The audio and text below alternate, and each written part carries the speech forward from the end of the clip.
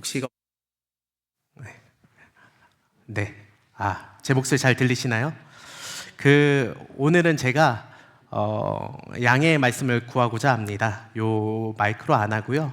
제가 지금 옆에 차고 있는 이 마이크로 오늘은 좀 하려고 합니다. 오늘 끝난 이후에 또 새가족 환영 수료식이 있기 때문에, 새가족 수료식이 있기 때문에 그것까지 하기 위해서 제가 이것을 차고 왔습니다. 하나 더 양해를 구하자면, 제가 볼에 원래 요거 붙이는 테이프가 있거든요. 그게 안 보여서 저기 김순미 권사님께서 데일밴드 붙여주셨습니다. 그래서 혹시나 오해하지 마시라고, 요거 보시면서 얼굴 다치셨나 이렇게 오해하지 마시고, 요거 붙이기 위해서 그렇게 했으니까 이렇게 이해해 주시면 됩니다. 설교 안 들으신 분들은 또 어디 아프냐고 그러시면 제가 설교 안 들은 걸로 알겠습니다. 오늘은 이 성령 하나님께 의지해서 하나님의 지혜를 우리가 어떻게 인간에게 전달할 수 있는가, 우리는 그것을 어떻게 알 수 있는가 같이 이야기해 보고자 합니다.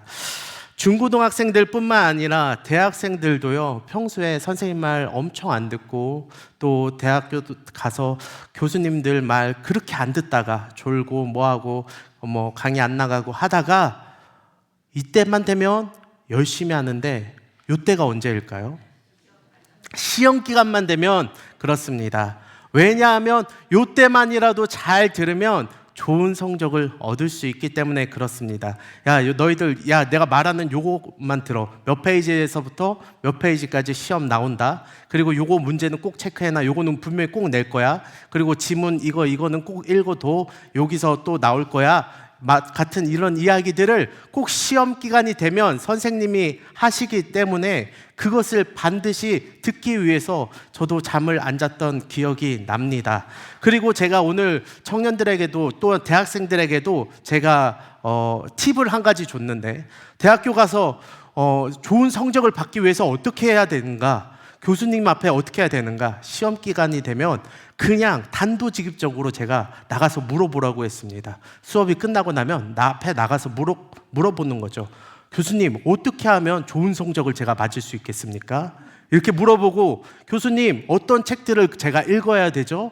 그러면 이것을 읽고 이렇게 하면은 제가 좋은 성적을 받을 수 있겠습니까? 제가 교수님 수업 들으면서 인상 깊게 들었고 이것을 통해 좋은 성적으로 남기고 싶습니다. 이런 말들을 하면 교수님들이 싫어할 사람이 없어요. 그 학생은 무조건 하나 더 좋은 성적을 받을 수밖에 없습니다. 그래서 제가 이런 이야기를 해줬는데, 아마 우리 청년들 다들 내성적이어서 할지는 제가 잘 모르겠습니다. 그렇습니다. 우리가 세상에서 한번 시험 보는 것도 이렇게 답을 구하기 위해서, 좋은 성적을 받기 위해서 이렇게 하는데, 우리의 인생의 그런 문제나 우리의 인생의 답도 그렇지 않습니까? 어떤 사람들은 우리의 인생의 답이 어디 있느냐라고 이야기하지만, 성경은 답이 분명히 있다고 이야기합니다. 하나님의 그 뜻 가운데에서 우리가 지어졌고 또한 우리가 살아가고 있기 때문에, 우리의 인생 가운데 하나님께서 창조의 그 질서 가운데 우리를 만드신 그 이유 가운데 우리에게 답이 분명히 존재하는 것이죠. 그렇게 우리는 하나님의 그 뜻을 알기 위해서 하나님 앞에 하나님의 지혜를 구해야만 하는 것입니다. 오늘 본문에 보면요, 사도 바울은 그렇다면 하나님의 지혜가 어디서부터 나오는가에 대해서 이야기해주고 있죠. 그럼 하나님의 지혜, 우리가 구해야 되는데 어떻게, 그것을 어디서부터 나올 수 있는가? 10절 상반절에 보니까 이렇게 기록되어 있습니다. 오직 하나님이 성령으로 이것을 우리에게 보이셨다라고 이야기하는 것이죠. 우리가 하나님의 지혜를 알기 위해서는 반드시 거쳐야 될 것이 있는데, 그것이 무엇이다? 성령 하나님이다라고 이야기하는 것입니다. 여기서 우리가 눈여겨봐야 될 것이 하나 더 있는데, 그것이 무엇이냐면 보이셨다는 겁니다. 우리에게 보여주신 것입니다. 우리가 어떠한 고행이나 열심이나 노력이나 능력이 있어서 그 하나님의 지혜를 발견한 것이 아니라 하나님이 드러내셨기 때문에, 하나님이 우리에게 계시하셨기 때문에 우리는 하나님의 그 지혜를 알 수 있는 것이죠. 하나님의 지혜는 인간이 철학적으로 탐구한다고 해서 결코 얻을 수 있는 것이 아닙니다. 지식이 많아진다고 해서, 경험이 쌓인다고 해서 도달할 수 있는 영역도 결코 아닙니다. 신앙생활을 이제 시작했다고 해서 하나님의 지혜를 모른다고 말할 수도 없고, 신앙생활을 정말 열심히 하셔서 수십 년을 하시고, 그리고 권사 직분, 그리고 장로 직분을 받았다고 해서, 목사가 되었다고 해서 하나님의 지혜를 잘 알고 있는 것도 아닙니다. 우리는 단지 그날의 은혜를 구하면서 살아갈 뿐이죠. 이것이 성경이 이야기하는 그리스도인인 것입니다. 이전에 도울 선생이라는 분이 계셨습니다. 도울 선생님 아십니까? 아시죠? 한때 한창 유행하셨습니다. 그분의 강의가 굉장히 듣기 좋았기 때문에, 또한 그분의 철학적인 그 사상이 좋았기 때문에 많은 사람들이 그 도울 선생이라는 분을 너무나 좋아했습니다. 요즘에도 그분이 여러 가지로 강의하고 다니시는 것을 제가 유튜브로 본 바가 있습니다. 근데 그분이 한창 그렇게 하시다가, 원래 성리학이나 아니면은 또 이제 많은 역사적인 것들을 가지고 하시다가 어느 순간부터 무엇을 가지고 나와서 강연을 시작하느냐? 성경을 가지고 나와서 강연을 시작하더라고요. 마태복음, 마가복음, 누가복음, 요한복음, 이런 복음서들을 가지고 이야기를 합니다. 얼마나 이야기를 잘하시는지, 강의를 잘하시는지 들어보면요, 목사가 듣기에도 너무나 저 사람은 지식적인 배경들이 있구나, 때로는 저 사람이 성경 없이도 저렇게 이야기를 하는 걸 보면서 저 사람이 생각보다 성경을 많이 읽었겠구나, 이러한 생각들을 제가 해보았습니다. 그렇다고 해서 그가 성경에 대해서 박식하고 잘 이야기하는 건 맞지만, 그렇다고 해서 그가 성경을 아는 것처럼 보이지는 않았습니다. 그뿐만이 아닙니다. 요즘에 젊은 사람들도요, 성경을, 예수 그리스도를 믿는 데 있어서 자꾸만 증명을 요구합니다. 자꾸만 현실적으로, 그리고 실제적으로, 역사적으로 그것이 분명히 있었던 일인지에 대해서 자꾸만 따지고 들고, 그것을 파고들고, 목사님이 이야기한다고 해서, 권위 있는 자가 이야기한다고 해서 네, 믿음으로 아멘 하는 사람들이 요즘에는 잘 없습니다. 그렇다 보니까 목사들도 어떻습니까? 자꾸 주눅 들고 자꾸 설교를 어떻게 하려고 해요? 변증적으로 하려고 해요. 자꾸만 그것을 그들이 원하는 대로 대답해 주기 위해서 뭔가만, 이 기독교라는 것을 자꾸만 보여주고 싶고, 이게 진짜라는 걸 증명하기 위해서 자꾸 설교가 바뀌어 나갑니다. 저 역시도 예외는 아니죠. 저 역시도 청년들을 설교를 하다 보면 그러한 제 자신을 바라볼 때가 있다라는 것이죠. 그러면서 제가 깨닫는 것이 있습니다. 요 근래에 엄청나게 제가 그것을 깨달았는데, 그것은 무엇이냐면, 내가 지식도 있고 그들에게 이것을 전달해주고자 하는 열심도 있고, 그리고 학문적으로 내가 그것을 알 수도 있겠지만, 내가 영적으로 하나님 앞에 붙들리지 않았구나. 오히려 사람한테 붙들려 가고 있구나. 세상이 원하는 대로 그들이 원하는 바를 이야기해 주기에 급급하구나라는 것을 느꼈습니다. 그러면서 제가 요즘 굉장히 뜨끔하면서 깨닫고 있는 것이 있는데, 그것이 뭐냐면, 예전에 사역하셨던 수많은 목사님들, 믿음의 선진 되시는 그런 목사님들께서 해주셨던 말들이 생각이 났습니다. 뭐냐면, 너가 1시간 설교를 준비하면 1시간은 기도하라는 거예요. 너가 2시간 설교를 준비하면 2시간은 기도하라고 저에게 이야기해 줬던 것들이 기억에 남았습니다. 처음에는 그렇게까지 해야겠는가라고 생각을 했지만, 요즘 와서 그것을 뼈저리게 느낍니다. 나 역시도 말씀에, 내가 준비한 이 말씀에 은혜도 받지 못하면서 어떻게 성도에게 은혜를 전할까? 어떻게 성도들의 마음 가운데 그 말씀이 와닿을 수 있을까? 그들의 생각 이상으로 그들의 마음을 파고드는 그 말씀의 능력을 어떻게 발휘할 수 있을까? 저 역시도 스스로 돌아보고 공감하는 요즘의 시대인 것 같습니다. 바울은 11절에서 이렇게 이야기합니다. 사람의 일을 사람의 속에 있는 영 외에 누가 알리요? 이와 같이 하나님의 일도 하나님의 영 외에는 아무도 알지 못하느니라. 아멘. 그렇죠?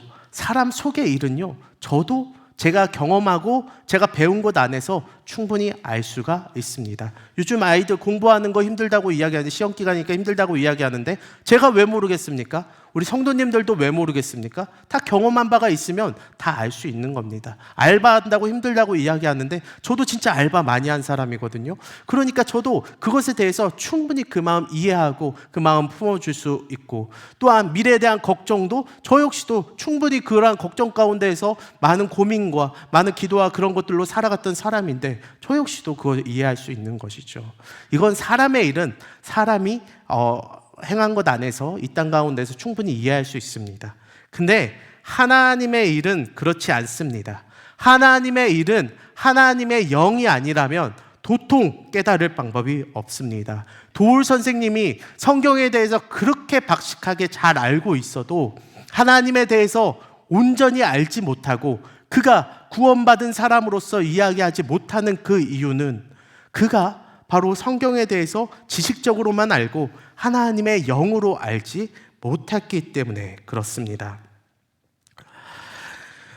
하나님의 일을 우리가 안다는 것에 대해서 또 어떻게 우리가 예화를 들 수 있을까요? 어린 아이가 부모에게 행동하는 것과 저는 비슷하다고 생각합니다. 저희 딸이 아파가지고 아이스크림을 못 먹겠습니다. 그러니까 저희 딸이 하는 말이 아빠 싫어, 아빠 미워, 이런 말들을 합니다.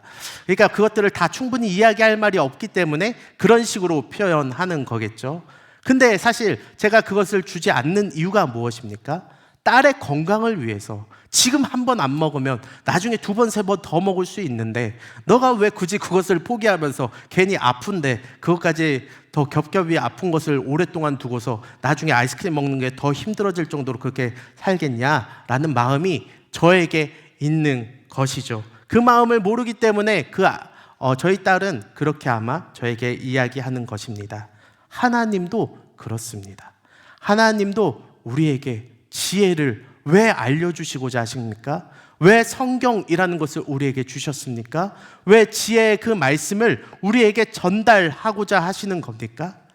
이대로 두면 죄와 함께 이 땅 가운데에서 죽으니까, 너희가 이 땅 가운데에서 골골대면서 살아가니까, 믿는 자라고 이야기하면서도 이 땅 가운데서 세상 사람들처럼 죄의 바이러스에 퍼져서 스스로 죽는 자와 같이 살아가니까, 소가 도살장에 끌려가는 것처럼 인생을 사는 것이 안타까우니까 하나님께서 지혜를 우리에게 전달하시고자 하시는 것이죠. 그것을 위하여서 무엇을 통해 전달하신다고요?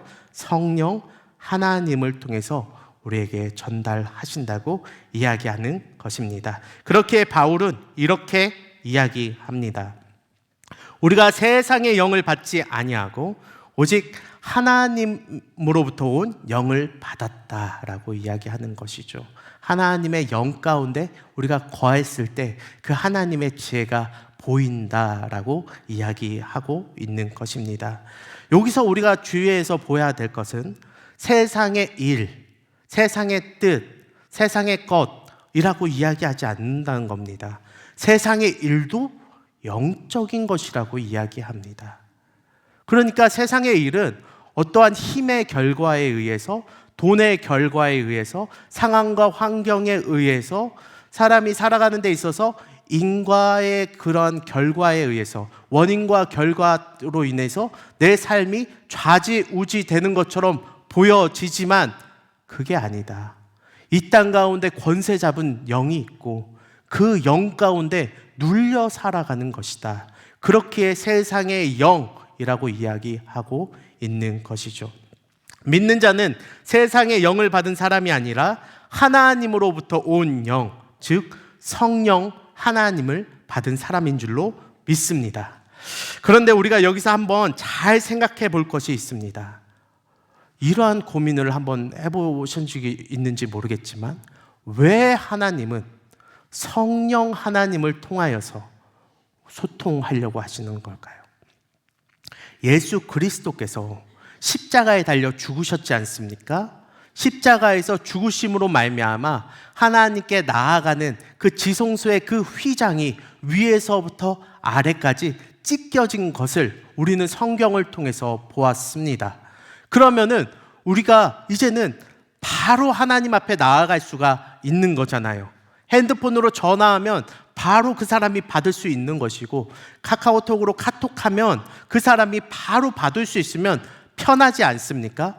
근데 왜 하나님은 그 가정 가운데 예수 그리스도의 영, 바로 성령 하나님을 우리에게 주셔서 그것을 통해서 하나님께 나아가고자 이렇게 만들어 놓으신 거죠? 왜 하나님의 지혜를 알기 위해선 성령 하나님을 거쳐야 하냐는 말입니다. 그것은 바로 12절에서 사도 바울이 이야기하고 있는데요, 우리 12절의 말씀을 같이 읽어보겠습니다.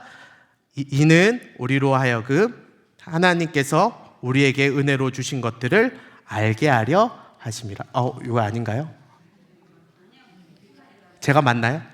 제가 뒤에부터 읽어서 그렇죠? 그렇습니다. 제가 순간적으로 이렇게, 여기 지금 꺼져 있어가지고 제가 안 보여가지고 제가 그랬습니다. 그렇습니다. 이는 우리로 하여금 하나님께서 우리에게 은혜로 주신 것들을 알게 하기 위해서 그런 겁니다. 죄송합니다. 제가 뒤에 부분만 읽었습니다. 그렇습니다.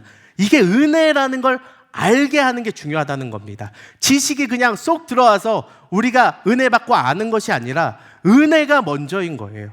은혜를 받아야만 이해할 수 있고 알게 된다라는 것입니다. 이게 은혜였구나. 하나님께서 벌레만도 못한 우리를 위하여서 독생자 예수 그리스도를 우리에게 주시고 구원받을 만한 자격도 없는 우리를 예수 그리스도께서 십자가에 달려 죽으심으로 말미암아, 예수님이 하나님 되심을 포기하심으로 말미암아 우리가 하나님 나라에 들어가게 되었구나. 그것을 그것을 우리가 먼저 느끼게 하기 위해서, 그것을 말할 수 없는 감격과 그 탄식 가운데 먼저 그것을 느끼게 하기 위해서 하나님께서 성령 하나님을 우리에게 허락하신 것이죠.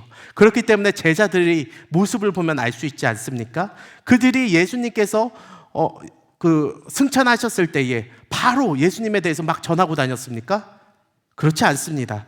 그들은 벌벌 떨었습니다. 또다시 예수님의 없음에 대하여서 그들은 불안했고 마가의 다락방에서 그들끼리 숨어서 그저 모이고 기도하기 바빴습니다. 근데 그때에 무엇이 찾아옵니까? 불의 혀와 같이 성령 하나님께서 바람과 같이 찾아오셔서 그들로 하여금 그 마음, 그 은혜를 온전히 누리게 하시고 세상 가운데에 그것을 선포하게 하시고 많은 사람들로 하여금 예수 믿게 하시고 세례 주게 하셨지 않습니까? 그 이야기입니다. 그 은혜를 우리가 알아야만 우리가 알 수 있기 때문에 성령 하나님을 우리의 인생 가운데 거치게 하신 것입니다. 우리는 이 은혜를 뭘로 표현할 수가 있을까요? 제가 중고등부와 청년들에게는 이렇게 한번 표현해 보았습니다. 너희들이 정말 공부 정말 잘해, 정말 똑똑해, 정말 그래서 너희들이 원하는 대학교에 만약에 들어가게 됐습니다. 근데 들어갔는데 시험을 쳤는데 점수가 나왔는데 예비 1번으로 나온 겁니다. 예비 1번으로 나오면 대학교에 들어간 겁니까? 안 들어간 겁니까? 안 들어간 겁니다. 대학교에 안 들어간 거예요. 만약에 다른 과 하면은 그래도 좀 자리가 있을 텐데, 만약에 서울대, 의대 막 이렇게 되었는데 예비 1번 나왔어요. 자리가 날 수 있겠습니까? 쉽지 않죠. 이건 진짜 쉽지 않은 겁니다. 그리고 제가 청년들한테 이야기했습니다. 청년들이 만약에 아파트 청약을 한다고 생각해 봅시다. 누가 기가 막힌 정보를 알려줘서 기가 막히게 거기에 썼고 거기에 잘 준비해가지고 했는데 예비번호 1번이 되었다고 한번 생각해 봅시다. 나중에 크게 될 자리라고 한번 생각해 보세요. 그러면 거기에 자리가 나겠습니까? 경쟁률이 막 400, 500명 막 이렇게 됐었는데 그러면 예비 1번 자리가 나기가 쉽지 않겠죠. 맞습니다. 근데요, 예수님께서 하나님 나라를 들어가는 우리가 하나님 나라에 들어갈 수 없는 자들이지 않습니까? 자리가 없는 자들이에요. 우리는 그 자리에 들어갈 수가 없어요. 죄 있는 사람은 거기에 이미 초대된 사람들이 분명히 있기 때문에 의로운 하나님께서 선택한 자 외에는 우리는 죄인으로서 그 자리 가운데 들어갈 수 없기 때문에 우리는 거기에 초대받은 자가 아닙니다. 예수 그리스도께서 예화를 드실 때도 그러셨지 않습니까? 하나님 나라 그 한 주인이 초대했는데 근데 그때 초대받은 사람들이 오지 않으니까 거기에 자리가 나서 들어간 거지 않겠습니까? 그런 것처럼 예수 그리스도께서 자기 자리를 포기하심으로 말미암아 우리가 하나님 나라에 들어가게 된 거죠. 예수님께서 하나님 되심을 포기하시고, 예수님께서 영광 받으심을 포기하시고, 예수님께서 이 땅 가운데 가장 낮아지심으로 말미암아 우리가 그 자리 가운데 들어갈 수 있게 된 것입니다. 이것을 우리가 깨닫게 되고 우리의 삶 가운데 이것을 통해서 살아갈 수 있게 된 것이, 이것이 지식과 지혜로 된 것이 아니라 은혜로 된 것이다 라고 성경은 이야기하는 것이죠. 복음은 그렇게 인간이 만들어낸 메시지가 아니라 성령님께서 가르쳐 주시는 말씀인 것입니다. 도올 선생님께서 그렇게 철학적으로나 인문학적으로나 성리학적으로 그렇게 눈이 밝으신 분이고 그렇게 대단하신 분이라 하더라도 그가 예수를 알지 못하는 그 이유는, 은혜가 그에게 없는 그 이유는 그의 삶 가운데, 그의 인생 가운데 성령 하나님께서 같이 거하지 않으시기 때문입니다. 바울은 13절 말미에서 이렇게 이야기합니다. 영적인 일은 영적인 것으로 분별하느니라. 그러니까 이것은 인간의 힘과 능력으로 될 것이 아니라 하나님의 지혜는 성령 하나님으로 밖에 분별할 수가 없는 것이죠. 이 은혜를 누리고 누리지 못하고를 놓고 바울은 두 가지로 나눠 놓습니다. 하나는 육에 속한 사람, 하나는 하나님께 속한 사람, 성령님께 속한 사람임을 나눠 놓는 것이죠. 그래서 14절에 이렇게 이야기합니다. 육에 속한 사람은 하나님의 성령의 일들을 받지 아니하나니 이는 그것들이 그에게 어리석게 보임이요 또 그는 그것들을 알 수도 없나니 그러한 일은 영적으로 분별되기 때문이라. 아멘. 뭐라고요? 육에 속한 사람에 대한 세 가지 특징이 나오는데, 첫 번째, 받지 않는다. 두 번째, 어리석게 여긴다. 세 번째, 알 수조차 없다라고 이야기하는 것이죠. 단순히 지식이나 열심의 문제가 아닙니다. 영적으로 그것을 거부하고 왜곡해서 판단하며 결국에는 이해할 수 없는 상태에 대해서 그들은 성령 하나님이 없으면 도대체가 알 수가 없는 것이죠. 그렇기 때문에 우리가 가족이나 내가 사랑하는 사람이나 누군가의 구원을 놓고 기도한다면 무엇으로 기도합니까? 성령 하나님께 그것을 맡기면서 기도하지 않습니까?